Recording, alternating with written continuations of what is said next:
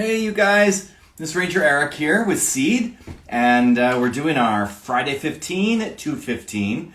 So I just wanted to chat with you guys for a minute about a cool thing, a cool group of animals, and that's our mammals.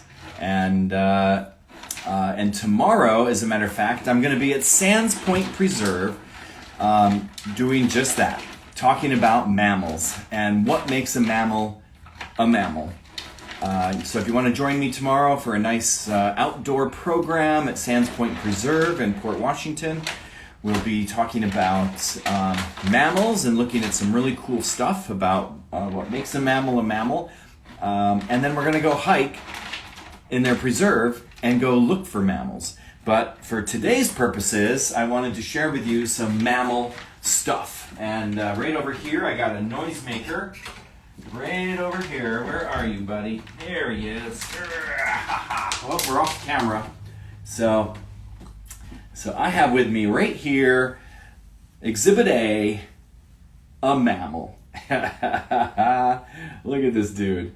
And oh boy, my animal ambassadors have been loving starting to do in-person school programs again. And so Biggie got to make an appearance the other day, so he was just loving it. Look at how excited he is just to be out and about. Hey Biggie, how you doing, buddy? So these mammals are awesome. Ferrets are actually mustelids, and they're in the weasel family. So like skunks and otters and mink and all those things are all in that mustelid family. And ferrets in particular, it's almost like they don't have a backbone. They just like a slinky. It's I used to have a ferret before, and his name was Slinky. But this is Biggie, and Biggie's a sweetheart. Yes, he is. And he's perhaps one of my best ferrets I've ever had. He's so super friendly. But as all ferrets that I've ever encountered, they're all mischievous. And they will get, if they can possibly get into trouble, they will find a way to do it. And so, what are you licking me for? You silly. And so you can't just, it's great having them run around the room and stuff, but you do kind of have to child-proof or ferret-proof any room that you're going to have them at. And maybe one of the reasons why I like ferrets so much is that one of my childhood,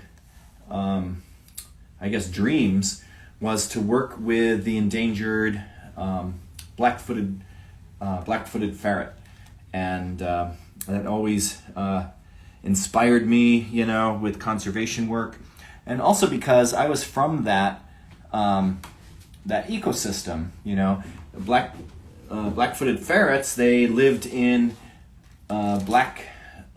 black-tailed prairie dog towns, which we had in Colorado, and that's where they made their homes. We're in abandoned burrows, maybe not abandoned burrows. The black-footed ferrets would be hunting them and probably take over a prairie dog home tunnel system, and that's where they would raise their family, and then hunt in the prairie dog colony itself, which can be hundreds of thousands of individuals strong.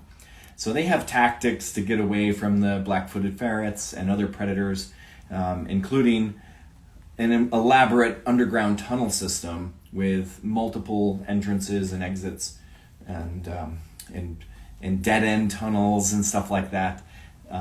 So these guys would, be they're hunters. So they're going to be looking to hunt something down. Yes, just like you. Yes, you're just a big troublemaker. That's why we love you. Yes, thank you for the kisses. So, but what else makes a mammal? Well, what makes a mammal a mammal? How do we know that we're looking at a mammal when you see it? And one of those things is hair. We all share hair in common, right? So this is a fox pelt right here, super soft. This poor fox got blasted by a car, and it was then skinned and tanned so that we could use it as an educational mount. And another one of the furs here that I have to share with you is a deer. This is a nice deer fur, and the hair on a deer actually, if you've never felt it, it feels a little bit like dry grass. So it's a very interesting feeling, and the hairs are actually quite brittle and a bit hollow. So not hollow like a hedgehog or a porcupine, but hollow in a different way to give them an insulative property. You know, I want to put this under a under a microscope and really try to take a look at that hollowness in it. Maybe we'll do that tomorrow at Sands Point. Who knows? You'll have to come and check out and see what we're doing. And who knows? Maybe you'll learn a thing or two about mammals. But we're going to look into fur. We're also going to look into the bones of a mammal. And we're going to be looking at all different kinds of skulls. I'll have my skull collection there tomorrow for us to look at. And any guesses what skull this could be? Look at those teeth. Those teeth are pretty telltale. Well, if you guessed a deer, then you're right. We're also going to look at teeth of other animals, such as this one. This is a single tooth from a very large animal, and this mammal lives in the ocean. This is a sperm whale tooth, and it's got some scrimshaw on it, as you can see. I've got some teeth from a different type of whale, and this would be baleen. So I'm not exactly sure which of the baleen whales this would be from, but we do have humpback whales, fin whales. So we have several species to choose from. Right whales, they're all baleen whales. But I've never had it really properly identified, so I don't know if there's any whale biologists out there and you can tell me what you think this is. That would be fun to learn about. We're also going to look at bones, animal bones. We're going to look at mammal tracks. So, and just see what all makes a mammal a mammal. And so I hope you guys join us tomorrow, but if not, we'll catch up some other time to learn all about mammals. And maybe we'll do it here off the back deck of Seed one of these times. So who would like to do that?